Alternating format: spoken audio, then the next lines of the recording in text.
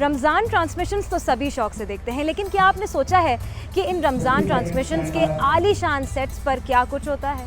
Behind the scenes in sets का माहौल क्या होता है, इन सेट्स को बनाया कैसे जाता है?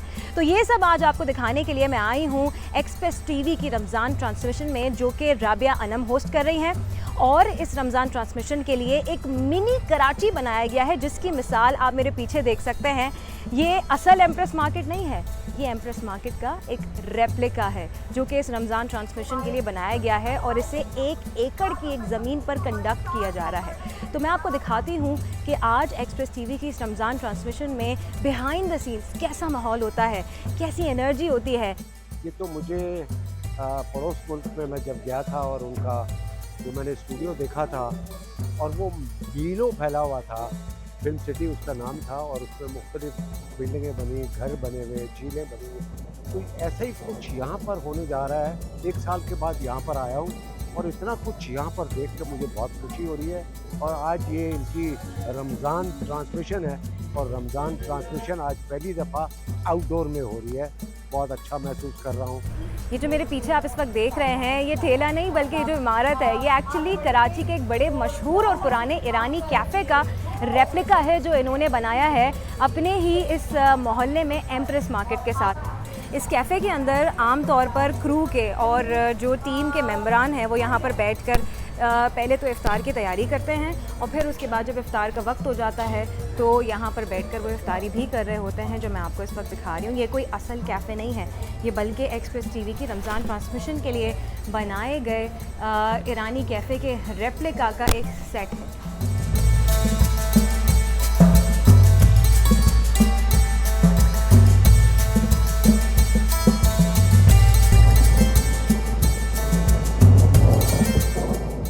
यहाँ पर एक मोहल्ला भी बनाया गया है, जिसमें सिर्फ़ और सिर्फ कराची का ही नहीं बल्कि दीगर शहरों का भी टच है।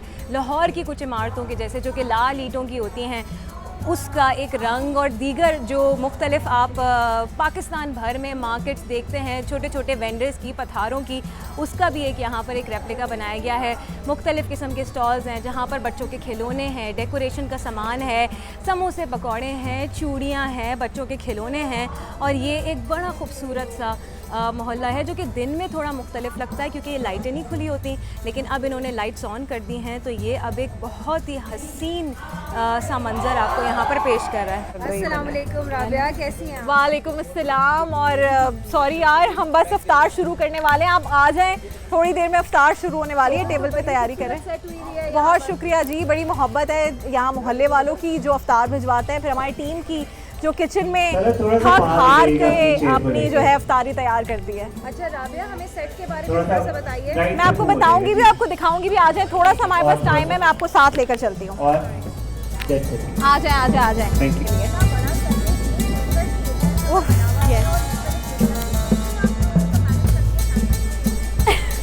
सैंडल्स तो देखो अभी पहनी है मैंने, क्योंकि इतनी भाग दौड़ नहीं है। अभी तो मैं तुम्हें सेट दिखा रही हूँ, लेकिन मैं कल स्नीकर्स पहन कर आई थी क्योंकि बस हो गई थी, तो भागम दौड़ लगी होती है। इस तरफ अगर आप निकलें तो है हमारी एक्सप्रेस मार्केट। एम्प्रेस मार्केट से मिलती जुलती हमने एक्सप्रेस मार्केट बनाई है, जहाँ पर हर चीज़ है, सब चीज़ों की रेडियाँ हैं और ये सब रियल है। शो पीसेस भी हैं, बर्तन भी हैं मिट्टी के, कारपेट्स भी हैं और छतरियाँ। यहीं से शॉपिंग करते हैं? जो हमारे कंटेस्टेंट्स हैं उनको अक्सर टास्क मिलता है कि आपने सब्ज़ी और फ्रूट यहीं से ख़रीदना है, और वो करते हैं ऐसा।